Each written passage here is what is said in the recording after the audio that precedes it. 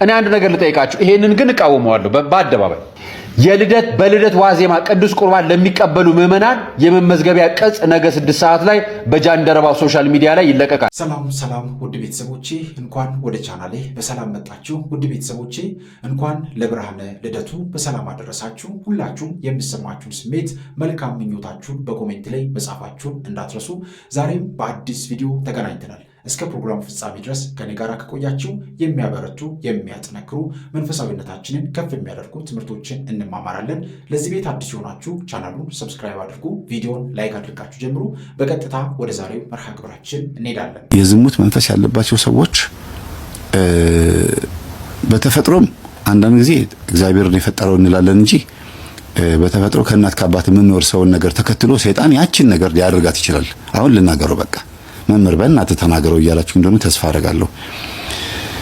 እኛው ራሳችን የምንጨምርበት ባዕድ ነገር የተነቀሰ ሰው ንቅሳት ያለበት ሰው በአንድም በሌላ መንገድ የዝሙት መንፈስ ሊኖርበት ይችላል። አለበት የሚለው ነገር ራሳችሁን የምታውቁት አለብኝ ወይስ የለብኝም። ንቅሳት ያለባችሁ ሰዎች ይሄንን ራሳችሁ ተናገሩ። የአንገትም ይሁን የግንባር ንቅሳትም የእጅ ላይም በተለይ ደብተራዎች እጃቸው ላይ ንቅሳት ካለ ዘማዊ ናቸው፣ የዝሙት መንፈስ አለባቸው ማለት ነው። በጣም ከባድ ነው። የስር ማሽ ቅጠል በጣሽ ሆኖ ንቅሳት ያለበት ከሆነ የዝሙት መንፈስ በጣም ከባድ መንፈስ አለባቸው። ለሰው የሚመስለው በንጽህና የሚኖሩ ነው፣ ግን እኔ ብዙ ቦታ ስላጋጠመኝ ነው ይሄ ነገር። እንደገናም ደግሞ የእናቱን ስም ይነቀስ የሚስቱንም ስም ይነቀስ ብቻ ምንም ታቶ ያድርግ ምንም ያድርግ የዝሙት መንፈስ ይስባል ነው ትልቁ ዋናው ዓላማ። ይስብባችኋል። ዘማዊ እንድትሆኑ የመገፋፋት እድል አለው። አለባችሁ ማለት እንኳን ይከብዳል፣ ግን ዘማዊ ናችሁ እስካላልኩ ድረስ ጥፋት የለብኝም። ግን የዝሙት መንፈስ ይስባል። ብዙ ጊዜ ለንቅሳት የሚዳርግና እንድትነቀሱ ነው የሚያደርግ። ከተነቀሳችሁም በኋላ ደግሞ ለዝሙት ህይወት የሚዳርገው ይሄው መንፈስ ነው።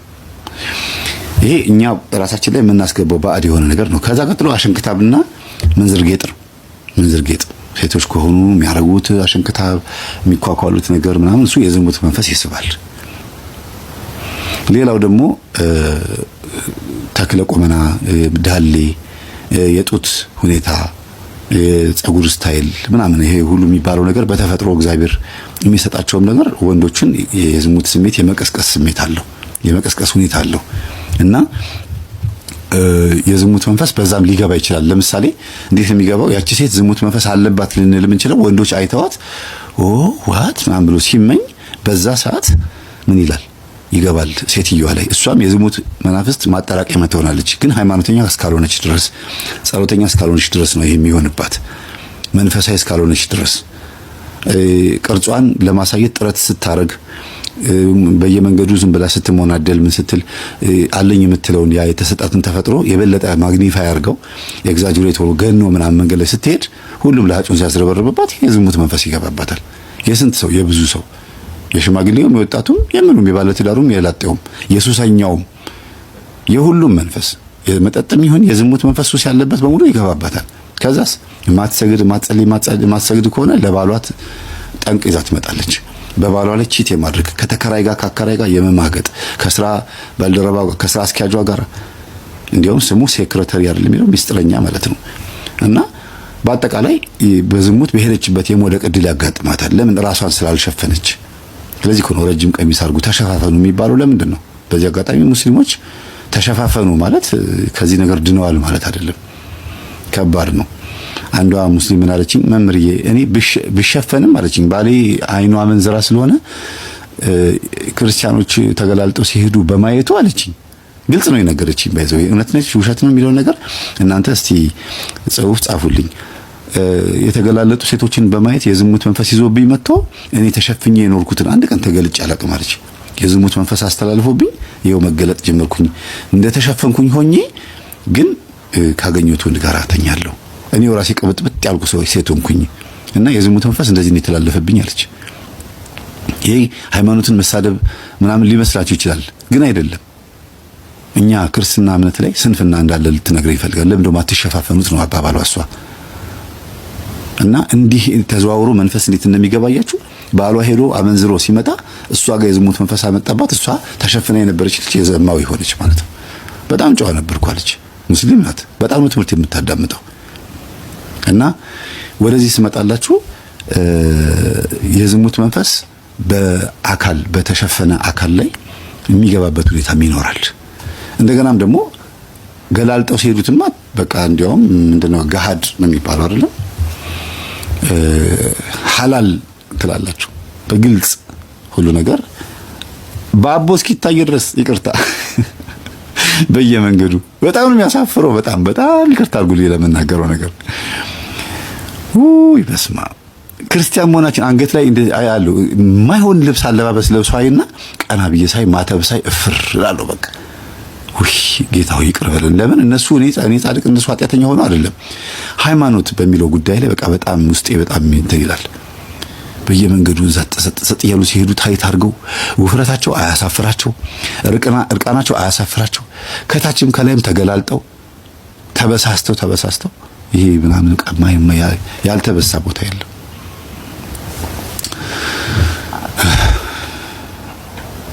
እንዲሁም እግዚአብሔር የሰጠን ቀዳዳ አስቸግሯል። እንደገና ደግሞ ሌላ መበሳት ከባድ ነው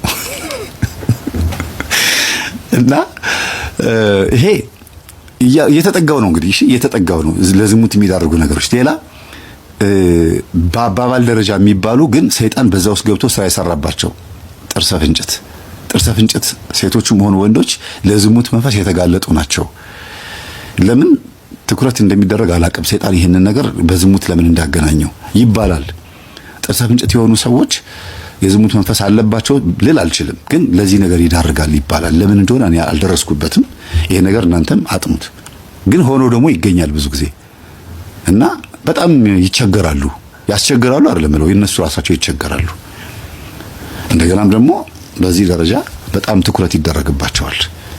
ልክ በአፄ ኃይለ ሥላሴ ዘመን ቅንድቡ ግጥም የነበረ ሰው ለምንድን ነው ይፈለጋል ተብሎ የሚባለው? ለሆነ ነገር መስዋዕት ይፈለጋል ተብሎ አላልኩም ይባላል ነው ያልኩት። እኔ አልደመደምኩም፣ ግን ሳነብም ምንም ስል የምንሰማው ነገር ነው። ልክ ጥርሰ ፍንጭቶችም በዚሁ ልክ የዝሙት መንፈስ ያገኛቸዋል ይባላል። ሰይጣን ከፍንጭታቸው ጋር ምን ጉዳይ እንዳለው አላውቅም። እንግዲህ ቀዳዳ አጥቶ በዛ ፍንጭት መቼም ይገባል ማለት በጣም ከባድ ነው አይደል? ሌላው ደግሞ አይን ነው። እንግዲህ አይን ይሄ የምታዩት አይን ይኸውላችሁ፣ አይኔ ወደ ላይ ሳረግ ይሄ ነጩ ክፍተቱ ይታያቸዋል። እዚህ ስራ ያለው ነጩ ይሄ አይናቸው ወደ ላይ የሆኑ ክቡ አይን ይሄ አሁን እንዴት አድርጌ ላስረዳችሁ? በስዕል ባሳያችሁ ነው የሚሻለው መሰለኝ። በስዕል ላሳያችሁ። ቆይ ልሳለው እዚህ ግድግዳ ላይ ይሄ ቦርድ በደንብ ያስረዳናል ብዬ አስባለሁ። አይን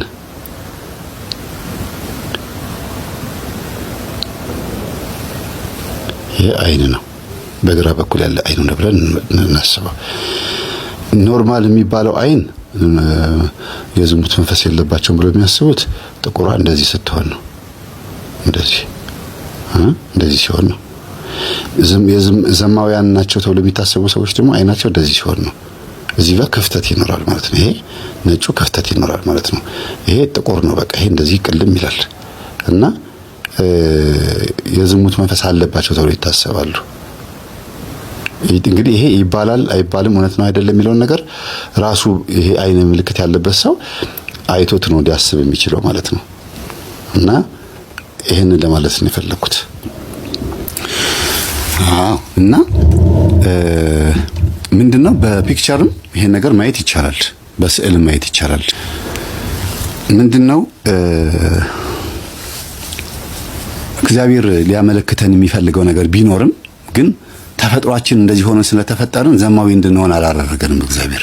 ግን ሰይጣን ምን ያደርጋል? እንደዚህ አይነት አይን ያላቸውን ሰዎች እንደዚህ አይነት ባህሪ እንዲኖራቸው ጸባይ እንዲኖራቸው አደርጋለሁ ይላል። እንደዚህ የሆኑትን ሰዎች ይሄ አጭር የሆኑ ሰዎች ባህሪያቸው እንዲህ ነው ተብሎ እንዲገመት ያደርጋል። ረጅም የሆኑ ሰዎች እንዲህ ናቸው። ልክ ሞጣ እንዳለው አይኑ ትልልቅ የሆነ ሰው ጅል ነው ምንድነው ሞኝ ነው ያለው። ልክ የአካላችን ያለውን ተፈጥሯዊ የሚታየውን ነገራችንን ወደ ባህሪ ወስዶ መለጠፍ እንደማለት ነው። መናፍስት አስቀድመው የሚያዩት ሶስት ነገር ነው። አንደኛ ወደ ውጪ ያያሉ፣ ሁለተኛ ወደ ውስጥ ያያሉ። ወደ ውስጥ እነሱ ብቻ ከሆኑ መንፈሶቹ ክፉዎቹ መንፈሶች ብቻ ከሆኑ በውስጡ በኩል ራሱን ነፃነት ያጣ የማስተዋል ብርሃን የጎደለው በጨለምተኝነት እንዲጓዝ የጨለማው መንፈስ ያጠላበት ሆኖ ነው የሚወለደው። ከብርሃን ጋር እንደ ሰው ህይወት ሲታገል ብርሃኑ እምቢ ይለዋል። ለምን? የቤተሰቦቹም ችግር በመሰረታዊ ሁኔታ ወደ ልጆች ስለደረሰ ነው። አሁን የዚህኛው ትውልድ ትልቁ ትግል ውስጡን አለማግኘት መቻል ነው። ውስጡ እየጠፋው ከውጭ በኩል የሚደረገው ግርግር በመሰረቱ ብዙ ጊዜ ያልተሳካ እውነታ ነው። ከዚህ አብዮትን ያመጣ ነው ውስጣቸው የጠፉ ሰዎች ያስከተሉት ችግር ነው። ውስጣቸው ከጠፋባቸው በኋላ ርዕዮተ ዓለም ገባ። ከርዕዮተ ዓለም ጋራ ደግሞ መናፍስቱ አብሮ አለ። የዚህ መናፍስቱ ደባልነት የበለጠ የሚያጧጥፈውና የሚያጋግለው ውድቀትን በተሻለ መንገድ እንዲገልጹ ማድረግ ነው። ለመልካም ነገር ይሰባሰባሉ፣ መጨረሻቸው ክፉ ይሆናል። ፓርቲን በመስማማት ይመሰርታሉ፣ መጨረሻቸው ፓርቲው ራሱ አሸባሪ፣ አረመኔ፣ ክፉ በማለት እየተፈረጀ ከነበረው ታሪክና እውነታ መጀመሪያ ከተነሳበት እና ዓላማ አድርጎ ከያዘው እውነት ተለይቶ ይወጣና መጠፋፋትን፣ መፈላለግን፣ መገዳደልን አስፍቶ ያመጣና መጨረሻ ላይ ሁሉም እርስ በርስ በታሪካቸው ውስጥ የወደሙ በእምነታቸው፣ በእውነታቸው፣ በፍላጎታቸው ውስጥ ምንንም ያላገኙ ምስኪን ደሃ እና ጎስቋላ ሆነው ወይም ማለዕድሜያቸው ወይም በዕድሜያቸው በረከት ሳይሰጡ እርግማንን እንዳስተላለፉ ይጠፋሉ። ይሄ የዚህ ያሳለፍነው የአብዮት ዘመን እስካሁን ድረስ ባለው ትውልድ ላይ የተረባረበበት መከራ ሆኗል። በአቡነ ዘበሰማያት ታስሮ ነው። እንዲያው ማሰሪያ እኮ አለው አይደል? ማንኛውም ነገር ማሰሪያ አለው። ማሰሪያ የሌለው ነገር የለም። የጸሎት ማሰሪያው አቡነ ዘበሰማያት ነው። ጸሎት የጀመረ ሰው ጸሎቱን ሲጨርስ በአቡነ ዘበሰማያት ሳያስር መነጋገር አይቻልም። ሌላ ሰው ጋራ ይበተናላ። አልታሰረም። እንግዲህ እንጨት ተለቅሞ ካልታሰረ ምን ይሆናል? ይበተናል። መሸከም አይቻልም። ጸሎት የሚጸልይም ሰው ጸሎቱን ሲጸልይ ቆይቶ አቡነ ዘበሰማያት ካልደገመ ጸሎቱ ስላልታሰረ ይበተንበታል ማለት ነው። ዳዊት ሲደገም የቀን አለው። ከቀኑ እስከ መጨረሻው መድገም ምናልባት አስቸኳይ የሚሞት ሰው ከሆነ ይላል ከባድ ከፍተኛ ችግር ከመጣ ግን አንዱን መዝሙር ጨርሶ በአቡነ ዘበሰማያት አስሮ ያናገር ይላል። ሌላው የማይቋረጡ ጸሎቶች አሉ። መልካ ማርያም፣ መልካ ኢየሱስ። እነዚህ የመልክ ጸሎት በፍጹም በአቡነ ዘበሰማያት መካከል ላይ አይታሰርም ሳይጨርስ። ዳዊት ክፍል ስላለው መዝሙር መርዙ ስላለው ነው። ስለዚህ ጸሎታችን ውሃውን እንዲያፈላው ከተፈለገ ጸሎታችን የታመመውን እንዲፈውሰው ከተፈለገ ጸሎቱ ልብ ይፈልጋል። አስተዋይ ልብ ይፈልጋል ማለት ነው። ከነገር ከወሬ የተለየ ከቂም ከበቀል የነጻ ንጹህ የሆነ ልብ ይፈልጋል ጸሎቱ ራሱ። በተለይ እንዳንቀሰፍ አደራ ላለው ምዕመናን። መክፈልት ሲሹ መቅሰፍት ይባላል።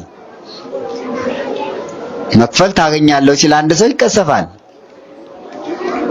ጸሎት እየጸለይነ አቋርጠን በሞባይል የምናወራ ከሆነ እንቀሰፋለን። አታቋርጥ ይላል። ቅዱሳን ያለቅሳሉ ይላል። ጸሎታቸው የሚጸለየው ጸሎት ሲቋረጥ ያለቅሳሉ። ወአይነ ኤርምያስኒ አንጠፍጠበ አንቦ ላይ ለሐዱ አንባቢ ይላል። የኤርምያስ አይን አንድ የሚያነብ የሚደግም ሰው ጸሎቱን እየጸለየ አቋረጠው፣ ሌላ ወሬ ጀመረ።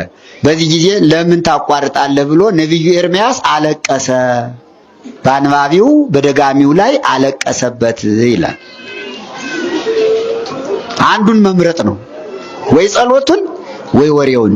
ሁለቱን ግን በአንድ ላይ ማካሄድ አይቻልም። እግዚአብሔርም እንደው ትህትና ያለው አምላክ ነው።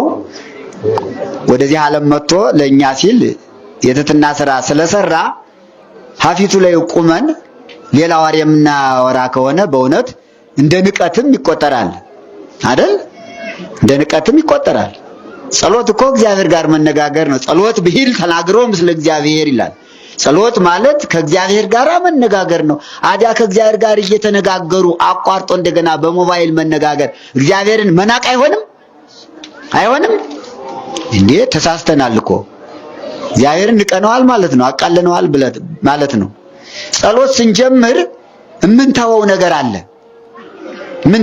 አለ። ወሬ እንተዋለን፣ ሐሳብ እንተዋለን፣ ጊዜ እንተዋለን፣ ሰዓት እንተዋለን። ለጸሎቱ እጥር ምጥን ያለች ሰዓት ለጸሎት እንሰጣለን። ክፍለ ጊዜ እንሰጣለን። ጸሎት ይገርማቸዋል። ለዓይን ራሱ ጸሎት መጋረጃ እንዲሆንለት ያዛል። ዓይናችሁን አታቅበዝብዙ ስትጸልዩ። ለምሳሌ እዚህ ላይ አሁን ወንዶች እዚህ ላይ አሉ፣ ሴቶች በዚህ አሉ። የተለዩበት ምክንያት ለምን ይመስላችኋል? ሴቶች በዚህ ወንዶች በዚህ የሚቀመጡ የሚቆሙ ለምን ይመስላችኋል? በጸሎት ጊዜ እንዳይተያዩ ነው። ዓይናቸው የወንዶች ዓይን ወደ ሴቶች እንዳይወረወር፣ የሴቶች ዓይን ወደ ወንዶች እንዳይወረወር እኮ ነው። ሌላ ነገር አይደለም። ወደ ሌላ ሐሳብ እንዳይሄዱ ጸሎቱ ከዓይን ጀምሮ ጥንቃቄ ስለሚያስፈልገው ማለት ነው። የሚጸልይ ሰው ዓይኑን ሰረቅ አድርጎ ማየት አይገባውም። ያችኑ የያዛትን የጸሎት መጽሐፍ ብቻ መመልከት። እግር ቀዊም ይላል። እንዲቀጥ ካለ እግር ጸሎቱ እስኪያልቅ ድረስ ወዲያው እንዲመፈታተል የለበትም፣ እንዲህ ማለት የለበትም። ቀጥ ይበል ይላል። ቀዊም ይላል። ከእግዚአብሔር ፊት ስለሆነ ቀጥ ብሎ ይቁም። የሚጸልይ ሰው ጸሎተኛ ሰው ቀጥ ብሎ ይቁም ይላል። ይስር ሐቄሁ በቅናት ወገቡን በመታጠቂያ ይታጠቅ በቀበቶ። ወንድ ከሆነ በቀበቶ፣ ሴት ከሆነች በመቀነት የሚጸልይ ሰው ወገቡን ይታጠቅ። ለምን? ወገቡ ሲቅመደመድ ጸሎቱን አቋርጦ እንዳይቀመጥ ወገቡን እንዲደግፈው ወገቡን ይታጠቅ። ልብሱንም ይታጠቅ፣ ትምህርተ መስቀል ይልበስ። ፊቱን ወደ ምስራቅ ይመልስ። ቤተክርስቲያን ከሆነ ወደ ቤተክርስቲያን ፊቱን መልሶ ይጸልይ። ከቤተክርስቲያን ውጭ ከሆነ ፊቱን ወደ ምስራቅ ይመልስ። ሰጊድ ቅድመ እግዚአብሔር ይላል። ወገቡን ከታጠቀ ትምህርተ መስቀል ከተላበሰ በኋላ ለሥላሴ 3 ጊዜ ይስገድ። ጸሎት በመጀመሩ በፊት ስርዓት አለው። ስርዓተ ጸሎት እንዲሁ ዝም ብሎ ቀጥ አይደለም። ለሥላሴ 3 ጊዜ ይሰግዳል። እሰግድ ለአብ ወወልድ ወመንፈስ ቅዱስ አሐተ ስግደት ተብሎ ለእግዝእትነ ማርያም የጸጋ ስግደት ይሰግዳል። ለሥላሴ የሚሰግደው ስግደት የባህሪ ስግደት ሲሆን ለቅድስት ድንግል ማርያም እሰግድ ለእግዝእትነ ማርያም ቅድስት ወላዲተ አምላክ ብሎ። በስደት ያላችሁ፣ በባህር ማዶ ያላችሁ፣ በጭንቀት ውስጥም ያላችሁ የኢትዮጵያ ምዕመናን ልበ ቅኖቹ ሁላችሁንም ለጌታችን ለመድኃኒታችን ለኢየሱስ ክርስቶስ ታላቅ የደስታ በዓል እንኳን አደረሳችሁ፣ እንኳን አደረሳችሁ፣ እንኳን አደረሳችሁ። ዛሬ ታላቁ ደስታችን ነው። ንሰብክ ወልደ መድህነ እምዛራ ዳዊት ዘመጻ ወተወልደ በስጋ ሰብ። በዳዊት ሀገር፣ በዳዊት ትንቢት፣ በዳዊት ባህሪ ወደኛ የመጣ የሚያድን የአብ የባህሪ ልጁን ኢየሱስ ክርስቶስን እንሰብካለን። በእኛ ስጋ የተወለደ ኢየሱስ ክርስቶስን እንሰብካለን። እንዘ ይዐርቅ እመንበረ ስብሐቲሁ ከጌትነቱ ዙፋንና ስልጣን ሳይናወጽ በስጋ ማርያም ተገልጾ እኛን የጎበኘን ዘመዶቹ ላደረገን በስጋ ለተዛመደን ስጋችን ለለበሰ እንደኛ የተመላለሰ እንደኛ የተራበ የተጠማ ከኃጢአተኞች ጋር ተቆጥሮ ነውር ሳይኖርበት እኛን ከወገኖቹ ሊያደርገን የመጣ ኢየሱስ ክርስቶስን እንሰብካለን። ትጉሃን ያምኑ ልደቶ ትጉሃን መላእክት ልደቱን በቤተልሔም ተገኝተው ያምናሉ፣ ያመሰግናሉ። ወሱራፌል ይቀውሙ አውዶ ሱራፌል በዙሪያው ከበው ያመሰግኑታል። ቤተልሔምን ከተማ አድርገው ንጉሳቸው ክርስቶስ በዚያ ተወልዷል እና መጻ ይቤዘወነ ውስተ ዓለም እኛን ከነበረብን መከራ ሊዋጀን ወደዚህ ዓለም መጣ። ርቃናችንን ሊያለብስ ርቃኑን ተወለደ። በለስ ያገለደምነውን አፍረት ሊያርቅልን በለስ ቅጠል እናቱ አለበሰችው፣ ጨርቅ ለበሰ። የሀበነ ሰላም ተጎድተን ለነበርነው ሁሉ ሰላምን ሊሰጠን ከመላእክት ጋር ሊጨምረን እሱ ተወለደ። ጋዳ ያበው ቁርባነ። ስለዚህም በሱ ያመኑ ሁሉ ከመላእክት ጋር አንዱ ነው። ስብሐት ለእግዚአብሔር በሰማያት ወሰላም በምድር ስምረቱ ለሰብ እያሉ ምስጋናን እጅ መንሻ አድርገው ያቀርባሉ ይላል ቅዱስ ያሬድ። ተወልዶ ላዳነን ሰላሙን ለሰጠን ለመድኃኒታችን ለኢየሱስ ክርስቶስ ክብር ምስጋና ይግባው። በሁከት ያለችውን ኢትዮጵያን በመከራ ያለችውን ኢትዮጵያን በዓይነ ምሕረት ይመልከትልን። ከዚህ በኋላ በቃ ይበለን። ደም መፍሰሱን ያድርቅልን።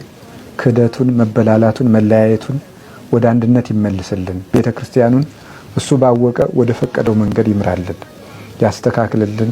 ሁላችንንም ያስተካክለን። ሰብአ ሰገልን በሃይማኖት መንገድ የመለሳቸው አምላክ እኛንም ወደ ንጽህና መንገድ ይመልሰን። ርኩሰታችን ይቀድስ፣ ኃጢአታችንን ያንጻ፣ አይምሮአችንን ያስተካክል፣ ህይወታችንን ሁሉ ወደሱ ይመልስ። በሀገራችን ያሉ የአባቶቻችን የቅዱስ አባታችን የብፁዕ ቅዱስ አቡነ ማትያስ ቡራኬ ለሁላችን ይድረሰን። በበዓላት ጊዜ ቅዱስ ፓትርያርኩ የሚያስተላልፉት ቃለ በረከት ለምእመናን ትልቅ የክርስቶስ መልእክት ነውና ያ ቡራኬ ለሁላችንንም ይድረሰን። መድኃኔዓለም ከኛ ጋር ይሁን። ወስብሐት ለእግዚአብሔር አሜን። ይቆየን። እኔ አንድ ነገር ልጠይቃችሁ፣ ይሄንን ግን እቃወመዋለሁ በአደባባይ። በልደት ዋዜማ ቅዱስ ቁርባን ለሚቀበሉ ምዕመናን የመመዝገቢያ ቅጽ ነገ 6 ሰዓት ላይ በጃንደረባው ሶሻል ሚዲያ ላይ ይለቀቃል። በመሆኑም ራሳችሁ በንስሐ ያዘጋጃችሁ ሊንኩን በመጠቀም መመዝገብ ትችላላችሁ። የሚቆርብ አያዋሽም፣ የሚዋሽ አይቆርብም።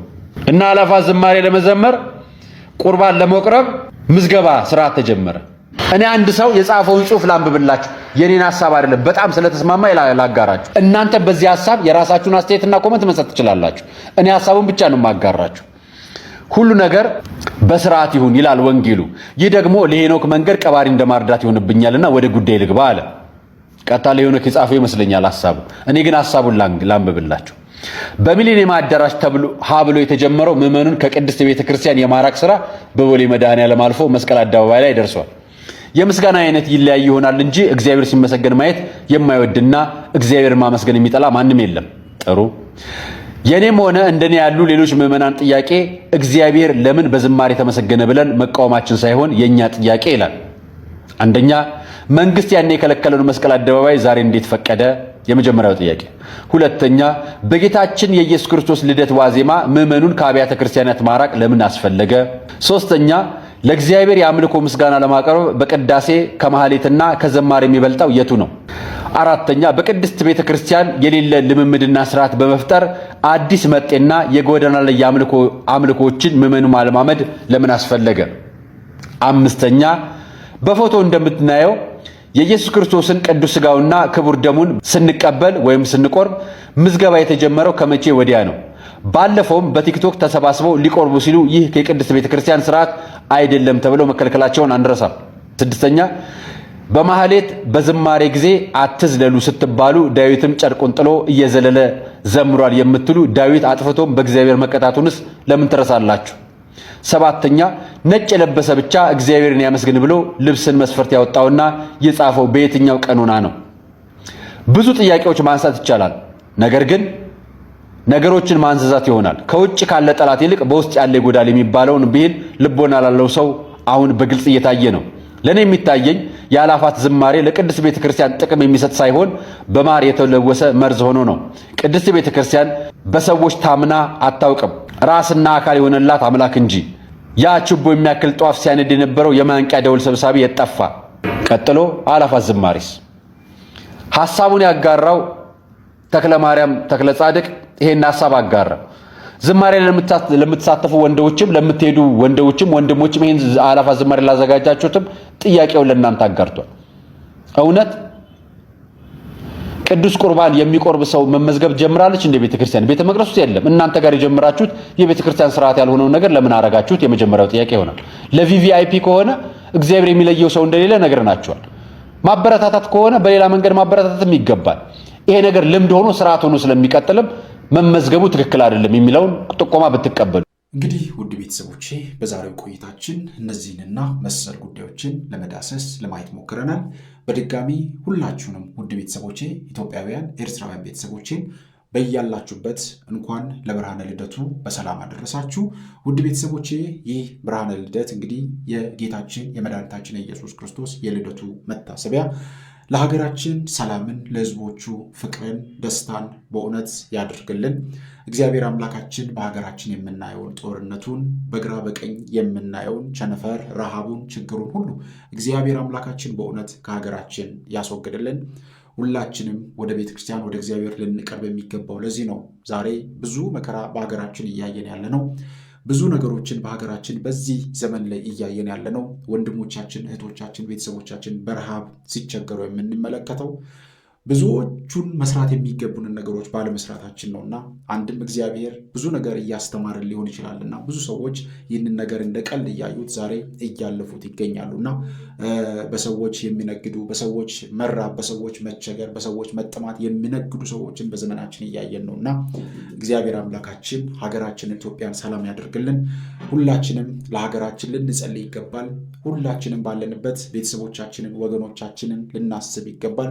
በተቻለን አቅም ወገኖቻችንን የምናግዝበትን መንገድ እያመቻቸን ልናገዝ ልናበረታ ይገባልና ከሁሉም ነገር በላይ በዚህ ዘመን ላይ የሚያስፈልገን ጸሎት ነው። እግዚአብሔር ሀገራችንን እንዲጠብቅልን፣ ሀገራችንን ሰላም እንዲያደርግልን፣ ጦርነቱን፣ ረሃቡን፣ መከራውን ሁሉ እግዚአብሔር አምላካችንን እንዲያስታግስልን ወደ እግዚአብሔር ሁላችንም ልንቀርብ ይገባል። ስለዚህ እንበርታ፣ እንጠንክር። እግዚአብሔር አምላካችን ሁላችንን የሚጠብቀን ላስተማሩን፣ ለመከሩን፣ ለገሰጹን ለወንድሞቻችን፣ ለአባቶቻችን በእውነት እግዚአብሔር አምላካችን ረጅም ዕድሜን ያድልልን። ስለዚህ ሁላችንም ልንበረታ፣ ልንጠነክር ይገባል። ይህንን መልእክት ለብዙ ሰዎች እንዲዳረስ ሁላችሁም ይህንን ቻናል ተደራሽ እንዲሆን ሼር ማድረጋችሁን እንዳትረሱ። ላይክ እያደረጋችሁ በተደጋጋሚ ጀምሩ ብዬ እጠይቃለሁ። ቪዲዮ ማየት ባይመቻችሁ እንኳን ላይክ አድርጋችሁ ጀምሩ። ለወዳጅ ለጓደኛ የዩቲዩብ አልጎሪዝም ቪዲዮን ፑሽ የሚያደርገው በዚህ መንገድ ነውና ሁላችሁም ቪዲዮን ማየት እንኳን ባይመቻችሁ ላይክ አድርጋችሁ ብትወጡ መልካም ነው ብዬ አስባለሁኝ። ይህንን ቻናል የምንደግፈው አንዱ በዛ መንገድ ስለሆነ ሁላችንም ይህንን ልናደርግ ይገባል። እግዚአብሔር አምላካችን ከሁላችን ጋር ይሁን። ይቆየን። አሜን።